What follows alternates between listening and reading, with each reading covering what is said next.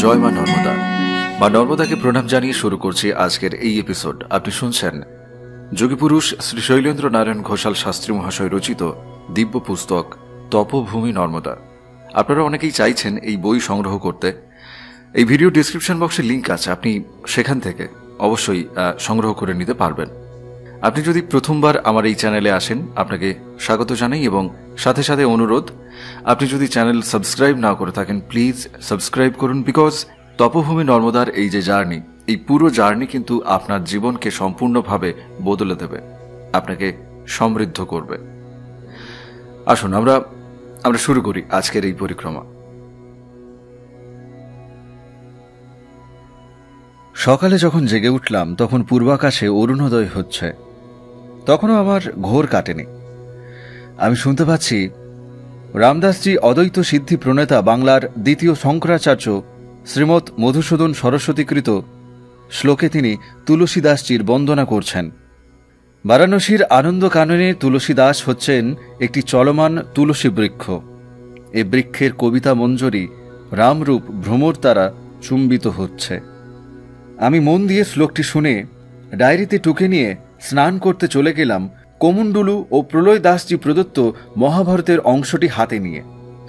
আজকাল কোটিতীর্থের ঘাট বা ওঙ্কারেশ্বরের মন্দিরে এলেই মন্দিরের পূর্ব দিকে যেখানে প্রলয় দাসজির মহাচেতন সমুত্থানের দিব্য ভাব আমি প্রত্যক্ষ করেছিলাম, সেদিকটাতেই আগে নজর পড়ে। আমি যথারীতি স্নান তর্পণাদি সেরে মন্দিরে ঢুকে শিবের সহস্র নাম পাঠ করলাম।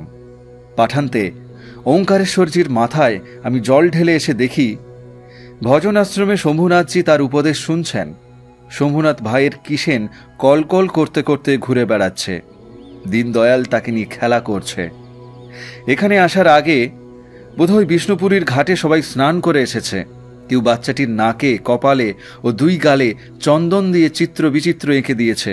অপরূপ সুন্দর দেখতে হয়েছে। আমি ঘরে ঢুকে বসবার সঙ্গে সঙ্গেই রামদাসজি দীনদয়ালের হাতে শরবত পাঠিয়ে দিয়েই একটু পরেই তাদের সবাইকে সঙ্গে নিয়ে আমার ঘরে ঢুকলেন। लेओ माई, इनको दष्ट प्रणाम कीजिए। इनको निमित्त करके प्रभु रामचंद्र जी आपको दुख हटा दिया। शंभुनाथ का साथ पुनर्मिलन हो गया। আমি কিছুতেই প্রণাম করতে দেব না। এদিকে মেয়েটিও ছাড়বে না। শম্ভুনাথও নাছোড় বান্ধা। শম্ভুনাথ এবং তার পত্নী নানাভাবে কৃতজ্ঞতা প্রকাশ করতে লাগলেন। আমি বাচ্চাটিকে একটু আদর করলাম। ঘোমটার ভেতর থেকে বাষ্পরুদ্ধ কণ্ঠে বিন্নিমাতা আমাকে উদ্দেশ্য করে বললেন, जब तक हम दोनों जिंदा रहेगा आपको भूलेगा नहीं, नर्मदा माई आपको अच्छा ही करेगा। এই বলে কাঁদতে লাগলেন। মাকে কাঁদতে দেখে কিষেন গিয়ে তার মাকে জড়িয়ে ধরল। রামদাসজি নানাভাবে তাদেরকে প্রবোধ দিতে লাগলেন। বললেন, পূর্বাশ্রমে আমি আমার এক মুসলমান অধ্যাপকের কাছে কিছুকাল সুফি সাধক জালালউদ্দিন রুমির মসনবি পড়েছিলাম। মসনবির একটা বয়াত মনে পড়ছে। তাতে রুমি লিখছেন, পরমেশ্বরের মঙ্গল হস্ত একই কুজা হতে প্রত্যেককে দেন। কাউকে দেন জহর অর্থাৎ বিষ, কাউকে দেন আছল অর্থাৎ মধু। পাত্রটি এক, অতএব তার মধ্যে যে পানীয় আছে তাও এক, কিন্তু তবু কেউ পায় বিষ, কেউ পায় মধু। তোমরা স্বামী স্ত্রী পূর্বজন্মের কোনো কর্মদোষে ৩-৪ বছর বিষের জ্বালায় জ্বলছিলে। এখন যখন প্রভুর দয়ায় মধুর ভাগ্যবশে পেয়ে গেলে, তখন স্বামী স্ত্রী উভয়ে মিলে প্রতিনিয়ত প্রভুকে স্মরণ করতে করতে সংসার জীবনকেই আনন্দ কাননে পরিণত করো। এখন চলো যাই, প্রভুজির ভোগারতি হবে। সবাই মিলে আমরা দর্শন করি। ভোগারতির পর সবাই মিলে একসঙ্গে প্রসাদ পেলাম। শম্ভুনাথরা সন্ধ্যা পর্যন্ত আশ্রমে থেকে মঙ্গল দাসজির সঙ্গে ওঙ্কারেশ্বরজির আরতি দেখতে গেল। সেখান থেকে তারা চলে যাবে বাহাতি ধর্মশালায় রাত্রি বাস করতে। রামদাসজির নির্দেশে ত্রিরাত্রি তীর্থবাস করবেন, তারপর ফিরে যাবেন নিজেদের বাড়িতে। মঙ্গল দাসজির কাছে শুনলাম শম্ভুনাথজি গৃহে প্রত্যাবর্তনের পর তার কাকারা সমূহ সম্পত্তি প্রত্যার্পণ করেছেন। শম্ভুনাথের যা খ্যাতিউতি আছে তাতে তার স্বচ্ছন্দে চলে যাবে শুনে আমার খুবই আনন্দ হল। ত্রিরাত্রি তীর্থবাসের শেষ দিনে ধর্মশালা থেকে সপরিবারে শম্ভুনাথ ভজন আশ্রমে এসেছেন। কাল ভোরেই তারা নিজেদের মহল্লায় ফিরে যাবেন। আজ রামদাসজির শরীরটা ভালো নেই। বেলা 4টের সময় সৎসঙ্গ আরম্ভ হল। আজ বক্তা ষড়ঙ্গী মহারাজ। তিনি রামচরিত মানসের এক অধ্যায় ব্যাখ্যা করলেন। রাম কথা অমৃততুল্য, সর্বক্ষণই উপাদেয়। কিন্তু তার একটি কথাও আজ আমার কানে ঢুকল না। আজ আমার মন চলে গেছে আমার কালিয়াড়া গ্রামে। চৈত্র মাস হতে জ্যৈষ্ঠ মাস পর্যন্ত আমাদের বাড়িতে রামায়ণের আসর বসত। আমার ছোট মাসি রামায়ণ পাঠ করতেন। পাঠের পূর্বে বাবা দশরথের দুলালিয়া রাম এই ধুয়া দিয়ে রামচন্দ্রের একটি ভজন গাইতেন, আর মাঝে মাঝেই বলে উঠতেন, সমন দমন রাবণ রাজা, রাবণ দমন রাম, সমন ভবন না হয় গমন, যে লয় রামের নাম। বাবুজিলা নামে আমাদের একজন প্রতিবেশী ছিলেন, বাবার বাল্যবন্ধু। তিনি পাঠশালার পাঠ কোনো মতে শেষ করেছিলেন। বিদ্যা অল্প হলে কি হবে, তার ছিল স্মৃতি অদ্ভুত, অদ্ভুত স্মৃতিশক্তি। সমগ্র কৃত্তিবাসী রামায়ণ তার মুখস্থ ছিল। কোনো কোনো দিন তিনি তার স্মৃতি থেকে ছাদের পর ছাদ সুর করে তিনি আউড়ে যেতেন। রামচন্দ্রের বনবাস, লক্ষণ বর্জন, ইন্দ্রজিৎ কর্তৃক রাম লক্ষণকে নাগ পাশে বন্দীকরণ, অশোক বনে মা জানকীর বিলাপ প্রভৃতি করুণ কাহিনী শোনবার সময় তার সেই অবিরল ধারে অশ্রুমোচনের দৃশ্য সবই জীবন্ত হয়ে ভেসে উঠছে আমার চোখে। স্মৃতিচারণ করতে করতে আমি এমন তন্ময় হয়ে গেছিলাম যে বাংলা ভাষায় লেখা বলে মহাকবি কৃত্তিবাস রচিত বাংলা রামায়ণ বিশাল ভারতীয় জনতার প্রাণের ভাষা হয়ে ওঠেনি। নতুবা কল্পনার ভাব বিস্তার, ভাষা ও ছন্দের বর্ণাঢ্য ঐশ্বর্য ভক্তির যে রসঘন প্রসাদ গুণ, কৃত্তিবাসের কীর্তি অনেক বেশি। কৃত্তিবাসের রামায়ণও লোকসাহিত্যের মর্যাদা পেয়েছে। বটতলা হতে তেতলা, গরিবের পর্ণশালা হতে ধনীর প্রসাদ, সব জায়গায় রামায়ণের, বাংলা রামায়ণের প্রভাব অব্যাহত।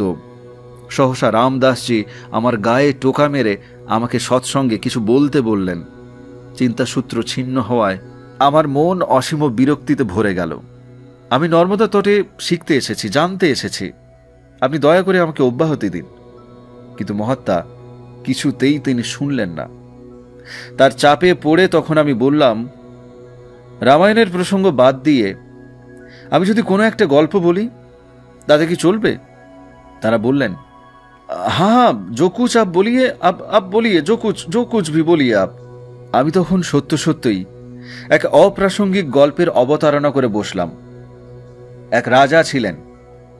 হঠাৎ একদিন তার সংসার ত্যাগ করে বনে যেতে ইচ্ছে হলো। তার সংকল্পের কথা রানীকে জানালেন। রানী তাকে বাধা দিলেন। অনেক মান অভিমান, চোখের জল, কোনো কিছুতেই রাজা যখন নিরস্ত হতে চাইলেন না, তখন রানী তার সঙ্গে তুমুল তর্ক জুড়ে দিলেন। বললেন, অরণ্যে গিয়ে আপনার যে অধিক সুখ হবে এ কথা আপনাকে কে বলেছে? শাস্ত্রে কোথায় আছে যে কোনো মতে সংসার ত্যাগ করে ঝুলি ও লোটা হাতে বনে গিয়ে বসতে পারলেই ভগবান এসে দর্শন দিতে বাধ্য? দুবিধামে দুনো গায়ে মায়া মিলে রাম, অর্থাৎ মহাজন বাক্য হল, দুদিকে মন দিলে সংসার সুখ ভেসে যায় আর রামও মেলে না। যেমন ধরুন, আপনি ঝোঁকের মাথায় সংসার ছেড়ে চলে গেলেও এতদিন যে সুখ ভোগ করে গেলেন তার সংস্কার আপনার মন থেকে সহজে যাবে না। অরণ্যের কষ্টে বেশি করে সংসারের সুখের দিকটা আপনার মনে পড়বে, অথচ লজ্জাবশত আপনি সংসারে ইচ্ছে হলেও ফিরে আসতে পারবেন না। দোটানায় পড়ে আপনার একুল ওকুল দুকুলই নষ্ট হয়ে যাবে। তখন আপনার অবস্থা দাঁড়াবে ইতকে না উতকে, বীচ মে খাবে কুভকে, অর্থাৎ এ পথেও না ও পথেও না, মাঝখান থেকে লাঠি খাওয়াই আপনার সার হবে।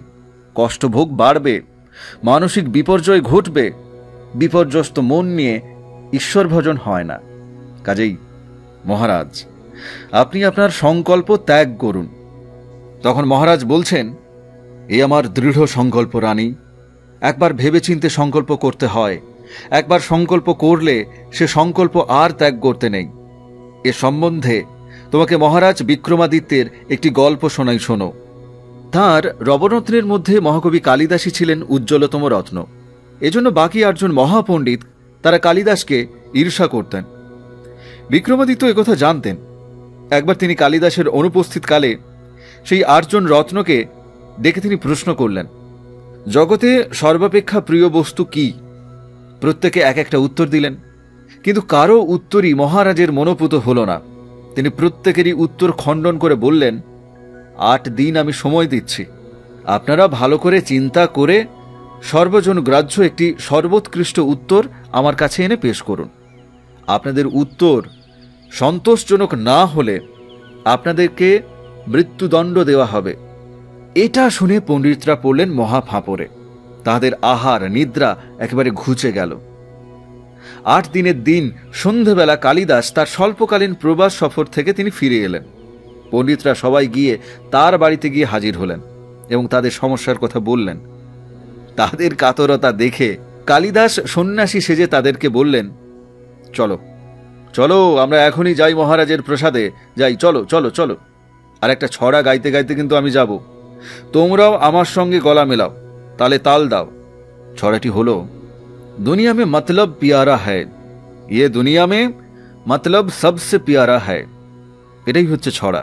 তার সভার গুণী রত্নরা গান গাইতে গাইতে প্রাসাদের দরজায় অপেক্ষা করছেন। এই খবর পেয়ে বিক্রমাদিত্য তাদেরকে কাছে ডেকে পাঠালেন। তারাও তখন সমস্বরে ছড়াটি গেয়ে চলেছেন। মন দিয়ে কিছুক্ষণ শুনলেন তাদের গান, পরে সবাইকে নিরস্ত করে বললেন, হ্যাঁ, আপনাদের জবাব আমার মনোপুত হয়েছে, আপনাদের দণ্ড মুকুব করলাম, আপনারা এবার যে যার ঘরে গিয়ে আপনারা বিশ্রাম করুন। এই গল্পটি শুনিয়ে আমাদের গল্পের নায়ক রানীকে বললেন, ভেবে দেখো রানী, তুমি বা আমার যত পরিজন, যত প্রিয়জন আছেন, প্রজাবর্গ আছেন, ভৃত্যবর্গ আছেন, সবাই যে আমাকে এত ভালোবাসে বা সেবা যত্ন করে, তার মূলে তোমাদের কোনো না কোনো সংকল্প বা মতলব আছে। তোমাদের সেই সংকল্প আমার দ্বারা সিদ্ধ হয় বলেই তোমরা আমাকে ভালোবাসো। সংকল্পতেই জগৎ চলছে। কাজেই এখন যখন গৃহত্যাগের সংকল্প আমি করেছি, তখন আমাকে আর কেউ রুখতে পারবে না। রানী বললেন, কিন্তু আপনার তো এখনো বিষয়ের প্রতি অনুরাগ আছে, সংসারের প্রতি মায়া মমতা আছে। মনের মধ্যে সেগুলি পুটলি বেঁধে নিয়ে আপনি ওই বনের মধ্যে গিয়ে হরিভজনে বসলে তাতে কি আপনার ইষ্টসিদ্ধি হবে? রাজা বলছেন, হ্যাঁ, এতেই আমার ইষ্টসিদ্ধি হবে। আমার মনে এখন বিষয়ের প্রতি অনুরাগ নেই, মমতাও নেই। রাজার দৃঢ় সংকল্প এবং দম্ভোক্তি শুনে রানী ভয় পেয়ে গেলেন। তিনি আর কিছু বললেন না, চুপচাপ বসে রইলেন। বসে বসেই তিনি করতে করতে যেন যেন যন্ত্রণায় কত কাতর হয়ে পড়েছেন, এইভাবে গোঁ গোঁ করতে করতে রানী মূর্ছার ভান করলেন। রাজা সঙ্গে সঙ্গে রানীকে জড়িয়ে ধরে তার মাথাটি কোলে নিয়ে উচ্চস্বরে তার ভৃত্যদেরকে ডাকতে লাগলেন, কে কোথায় আছো? তাড়াতাড়ি এসো, রাজবৈদ্যকে খবর দাও। রাজা যতই উতলা হয়ে পড়েন, রানীও ততোধিক যন্ত্রণাতে কাতরাতে থাকেন। রাজা নিজেই রানীর চোখে মুখে জল দিয়ে জলের ঝাপটা দিচ্ছেন। তিনি সযত্নে নিজেই রাজবস্ত্র দিয়ে তার চোখ মুখ পরিপাটি করে মুছিয়ে দিতে থাকলেন। কিছুক্ষণ পরে রাজবৈদ্য এসে উপস্থিত হওয়ার পূর্বেই রানী উঠে বসলেন এবং হাসতে হাসতে রাজার দিকে তাকিয়ে বললেন, মোহমুক্ত বটে সত্যি। মূর্ছা দেখে যেভাবে আপনি কাতর হয়ে আমাকে জড়িয়ে ধরে আদর করছিলেন, আমি তাতেই বুঝলাম আপনি ইন্দ্রিয়জয়ী মহাপুরুষ। আপনার মনে তো কোনো প্রকার মায়া মমতা সেসব আর কিছু নেই। সবই বুঝলাম আমি, সবই বুঝলাম। রাজা নীরবে এই শ্লেষ হজম করলেন। তবু তিনি একটু পরে গম্ভীর কণ্ঠে বললেন, এই সংসার বড় দুঃখদায়ী, ইয়ামে চিত্ত গাঢ় মতরই। অর্থাৎ রাজ ঐশ্বর্যের মধ্যে সংসারের বেড়া পাকে বাঁধা থেকে কিভাবে আমার মনে ভগবানের প্রতি প্রেম জাগবে বলো? রাজা, আপনার প্রেমের স্থৈর্য নেই। হরিপ্রেমের স্বরূপ আপনি এখনো চিনতে পারেননি। অরণ্যে গেলে প্রেম বাড়বে, সংসারে থাকলে কমে যাবে। এ আপনাকে কে বলল? ক্ষণ মে চড়ে ক্ষণ মে উতরে, প্রেম ন কহাবে সই। অঘট প্রেম পিঞ্জর মে বৈঠে, প্রেম কহাবে সই। যে প্রেম ক্ষণে ক্ষণে বাড়ে, যে প্রেম ক্ষণে ক্ষণে কমে, তাকে প্রেম বলে না। যে প্রেম হৃদয়ে সর্বাবস্থায় স্থির থাকে, মনে অনুকূল প্রতিকূল অবস্থা যাই ঘটুক না কেন, যে প্রেমে সাগর জলের জোয়ার ভাটার মতো হ্রাস বৃদ্ধি ঘটে না, তাকেই প্রকৃত প্রেম বলে। আপনি প্রেমের সন্ধানে কোথায় যাবেন রাজন? প্রেম তো হৃদয়ের জিনিস, কোনো স্থান বিশেষের উপর তা ভিত্তি করে না। বৈরাগী সাজলেও তা বেড়ে ওঠে না, সুউচ্চ গিরি চূড়াতেও নয়, অতল সাগর গর্ভেও নয়। প্রেম থাকে অন্তরে। আপনার অন্তরে হরি প্রেমের সেই স্ফুরণ এখনো ঘটেনি। হরি সর্বত্র আছেন, সর্বঘটে তিনি বিরাজমান। যাদেরকে পরিত্যাগ করে বৈরাগীরা বনে যায়, তাদের মধ্যে কি হরি নেই? হরি ত্যাগ করে হরির সন্ধান। সত্যি এ বড় বিচিত্র প্রেমী বটে। কাজেই হরিকে পাবার জন্য অরণ্যে যাবার প্রয়োজন নেই। সংসারে থেকেও হরিকে ভালোবাসা যায়। হরির সংসার ভেবে সংসারের সব ব্যক্তি বা বস্তুর মধ্যে হরির রূপ প্রত্যক্ষ করা যায়। সেই হল প্রকৃত হরিপ্রেম। সবাইকে প্রণাম জানিয়ে সৎসঙ্গ শেষ করলাম আমি। रामदास जी बोले उठलेन, ले भाई शंभुनाथ, तुम और बिंदी माता जी के लिए ये सत्संग हुआ। बैरागी का आखड़ा में बैठकर बैरागियों के लिए भी शैलेंद्र नाथ जी थोड़ा सा ठक कर दिया। এই বলে তিনি হো হো করে হাসতে লাগলেন। আমি ঘরের ভেতর গিয়ে বসলাম। সন্ধ্যারতির পর আমার সঙ্গে দেখা করে শম্ভুনাথ তার বিন্নি ও কিষানকে নিয়ে বিদায় নিলেন। স্বামী স্ত্রী উভয়কে খুব উৎফুল্ল দেখলাম। এই ভেবে আমি চরিতার্থ হলাম যে ওঙ্কারেশ্বরজি অন্তত একটি পরিবারের মুখে হাসি ফুটিয়ে তোলার জন্য আমার মতো এক অকৃতি ব্যক্তিকে নিমিত্ত করেছেন। সকালে ওঙ্কারেশ্বর মন্দিরে শিবের সহস্রনাম পাঠ এবং বিকালে শ্রী রামচরিত মানসের দোহা রামদাসজির কাছ হতে বুঝে নেওয়া, এই করতে করতে জ্যৈষ্ঠ মাস শেষ হল। আষাঢ় মাসের পহলা। বিকালের দিকে আকাশে মেঘের সঞ্চার দেখা গেল। মেঘ দেখে আমার আনন্দ হলো। ভাবলাম, যাক, এইবার দু এক পশলা বৃষ্টি হলেই লু কেটে যাবে, আমি এখান থেকে বেরোতে পারবো। এখনো রেবা সঙ্গম পর্যন্ত বহুদূর আমাকে পাড়ি দিতে হবে। পূজনীয় প্রলয় দাসজির কাছ হতে বিচ্ছিন্ন হওয়ার পর থেকে এই শৈলদ্বীপে আমার আর মন টিকছে না। কিন্তু না, পর্বত শীর্ষে ইতস্তত সঞ্চারমান মেঘ দমকা বাতাসে ভেসে চলে গেল। মেঘ দেখে শুধু আমি নয়, এই শৈলদ্বীপের মানুষজন আকাশের দিকে তাকিয়ে কোলাহল মুখর হয়েছিল কিছুক্ষণের জন্য। কিন্তু মেঘ কারো প্রত্যাশা পূরণ করল না। রামদাসজিও আমার সঙ্গে আশ্রমের প্রাঙ্গণে এসে দাঁড়িয়েছিলেন। দীনদয়াল তার ঘরের দাওয়ায় বসে হাসতে হাসতে মন্তব্য করল, कालिदास जी की युग में आषाढ़स्य प्रथम दिवस बरखा शुरू होता था, लेकिन युग बीत गया, प्रकृति माता की स्वभाव भी बदल गया। আমি বললাম, কোথায় আর প্রকৃতি বদলালো? মহাকবি কালিদাসজি তো বলেননি যে আষাঢ় মাসের প্রথম দিনে বৃষ্টি নেমেছিল।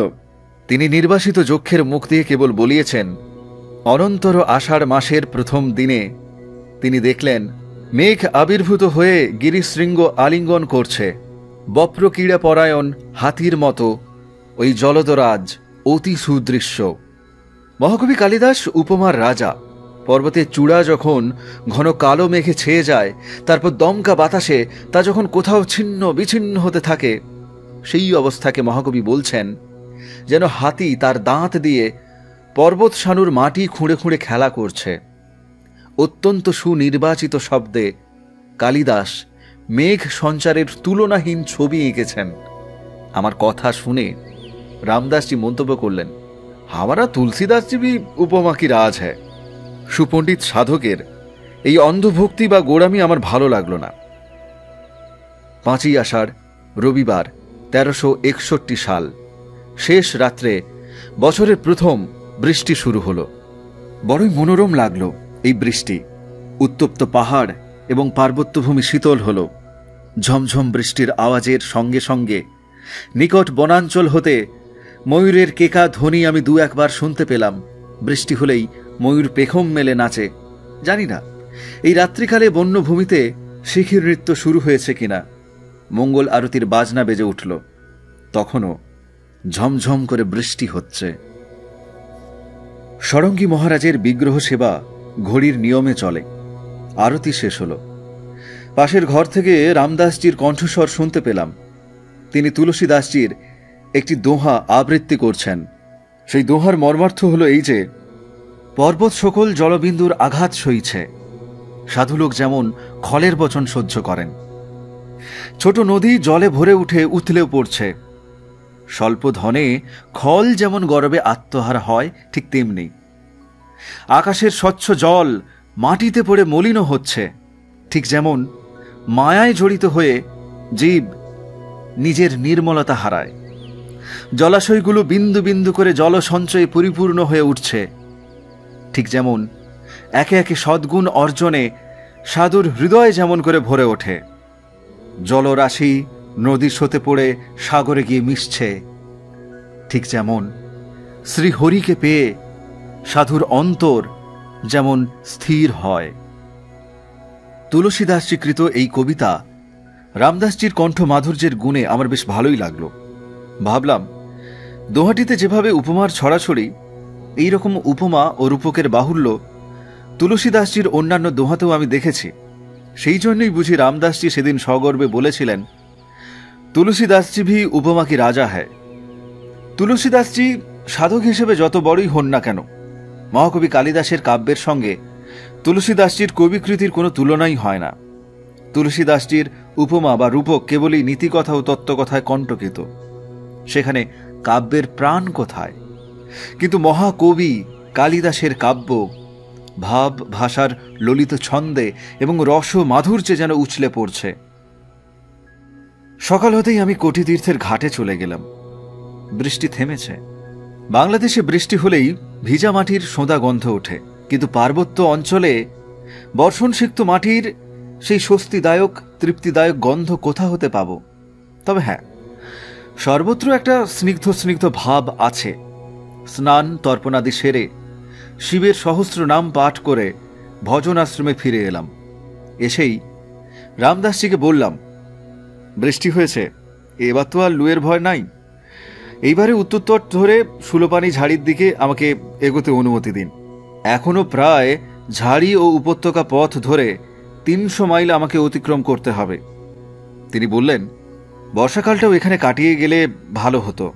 পরিক্রমাবাসী মাত্রেই গ্রীষ্ম ও বর্ষাকালে পরিক্রমা বন্ধ রাখে। তোমার এমন কোনো নির্দিষ্ট সময়সীমা নাই যে তোমাকে তার মধ্যেই পরিক্রমা শেষ করে ফিরতে হবে। তাছাড়া সামনে এবার কঠিনতম পরীক্ষার স্থল সোনোপালির ঝাড়ি পড়বে। 50 ক্রোশ দীর্ঘ এই ঝাড়িপথ বড়ই দুর্গম, বড়ই কষ্টদায়ক। ঘোর বর্ষা শুরু হয়ে গেলে সেই ভয়ঙ্কর ঝাড়িতে কোথায় তুমি বর্ষাকালটা অতিবাহিত করবে বলো তো? আমি বললাম, গ্রীষ্ম ও বর্ষাকালে যে পরিক্রমা করতে নাই, একথা আমাকে মহাত্মা শঙ্করনাথ বারবার স্মরণ করিয়ে দিয়েছেন। কাজেই নর্মদা তটে শিব মন্দিরের তো অভাব নাই। ঘোরতর বর্ষা আরম্ভ হয়েছে বুঝতে পারলেই যে কোনো শিব মন্দিরে আমি আশ্রয় নেব।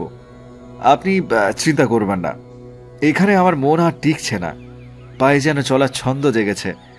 আমার পা দুটো যেন হাঁটবার জন্য শিরশির করে উঠেছে। আমার কথা শুনে তিনি হাসতে লাগলেন। দীনদয়ালকে ডেকে পঞ্চাঙ্গ অর্থাৎ পাঁজি আনতে বললেন। পাঁজি খুলেই তিনি আঁতকে উঠলেন। আরে, আজ তো অম্বুবাচী লাগ গিয়া। অম্বুবাচী মে আপকো कैसे छोड़े? আমি বললাম, অম্বুবাচী? না না, অম্বুবাচী ফাচি আমি এসব মানি না।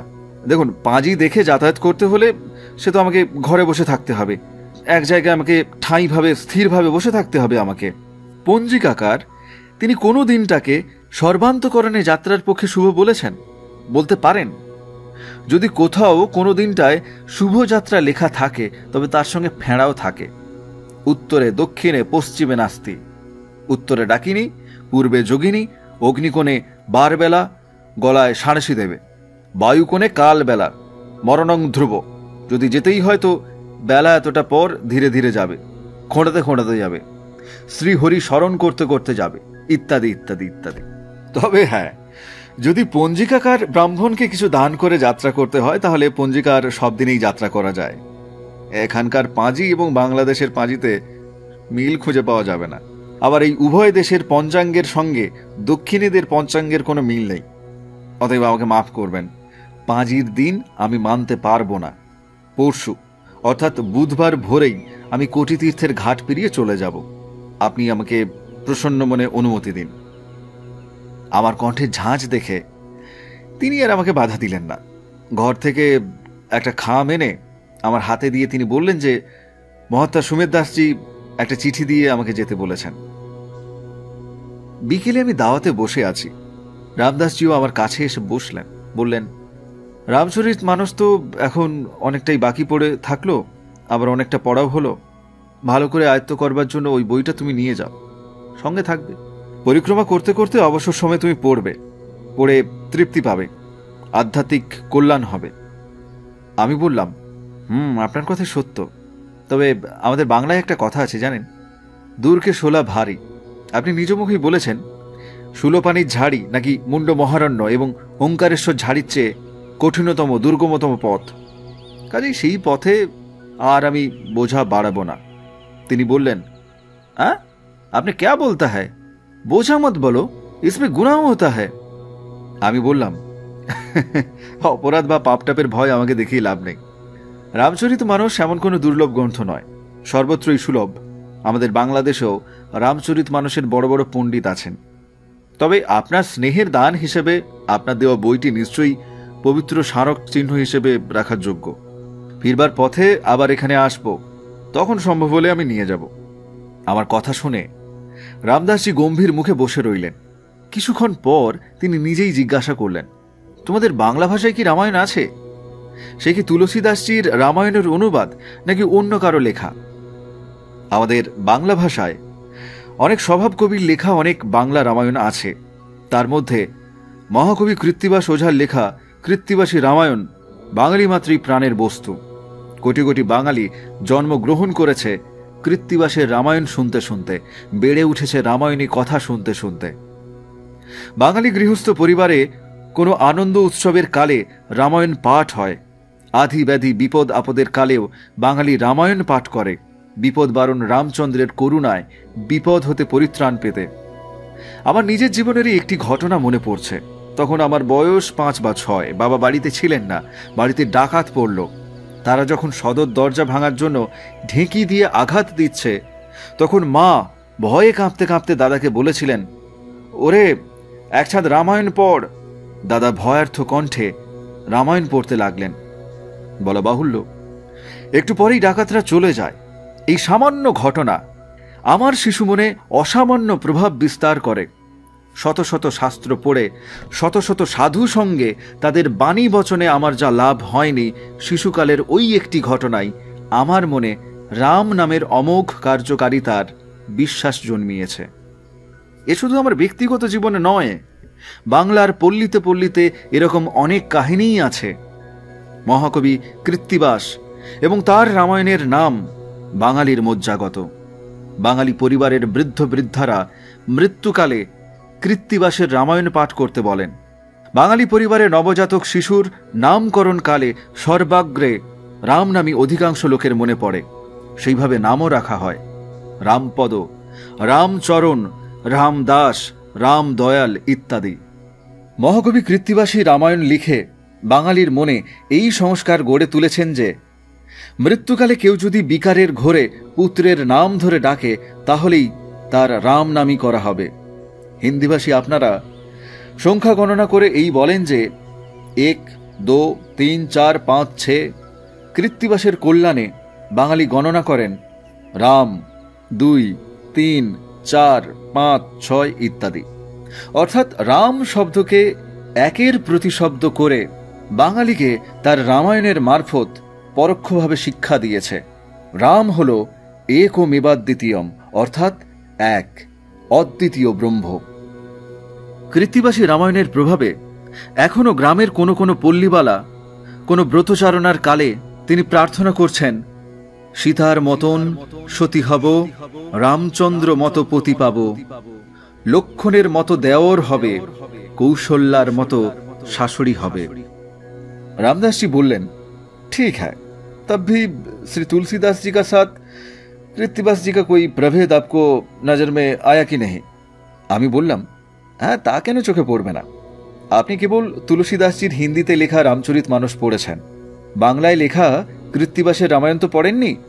कृत्तिबासेर रामायण तो आमार निश्वास प्रश्वासेर मतो। रामचरित मानसও আমি মোটামুটি পড়েছি।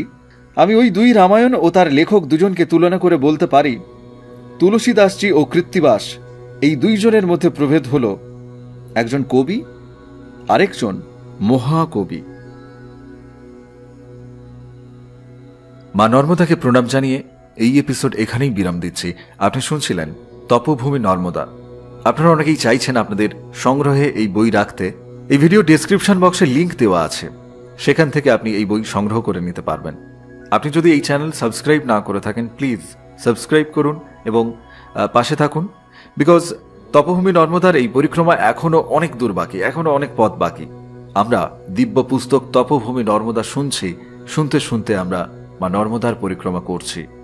আর আমাদের মনের ভেতর অবিরতভাবে আমরা উচ্চারণ করে চলেছি, জপ করে চলেছি সেই মহামন্ত্র, রেবা রেবা মন্ত্র। মা নর্মদার কৃপা আপনার উপর বর্ষিত হোক। পরবর্তী এপিসোডে আবার আমরা পরিক্রমা শুরু করব। সঙ্গে থাকুন। নমস্কার।